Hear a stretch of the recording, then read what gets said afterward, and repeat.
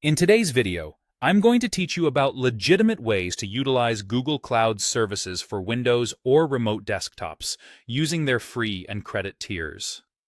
We'll delve into what Google Cloud offers legitimately, discuss some common misconceptions about what is truly free, and explore how you can make the most of your free trial credits. Our goal is to ensure that you can effectively and legally use Google Cloud services without running into any unforeseen costs or violations of Google's terms. To begin, let's take a look at what Google Cloud offers to users without any cost. New users are given the opportunity to access a free trial, which provides approximately $300 in credits to use over the course of about 90 days.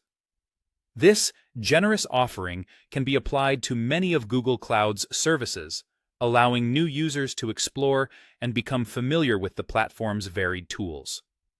Additionally, Google Cloud has an always free tier.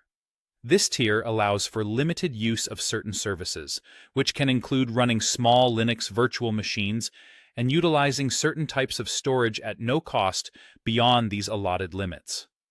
However, it's crucial to address why the concept of a free Windows virtual machine or free Windows remote desktop access on Google Cloud is somewhat of a misconception.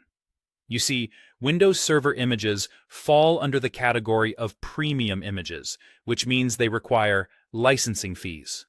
These fees are separate from other Google Cloud offerings.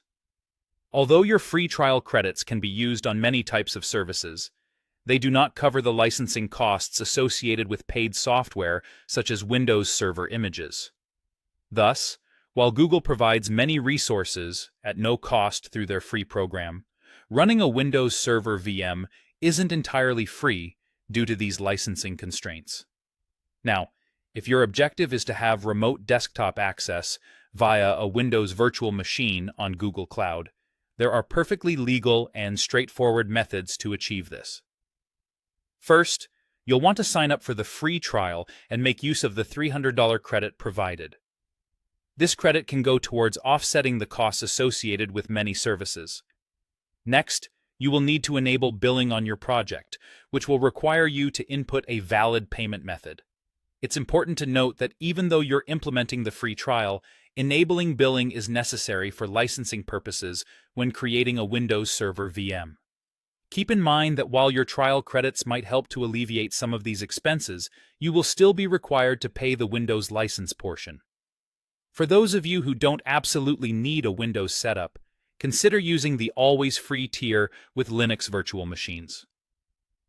Many tasks that require remote desktop access can also be performed through Linux, therefore providing a cost-effective and accessible alternative for your requirements.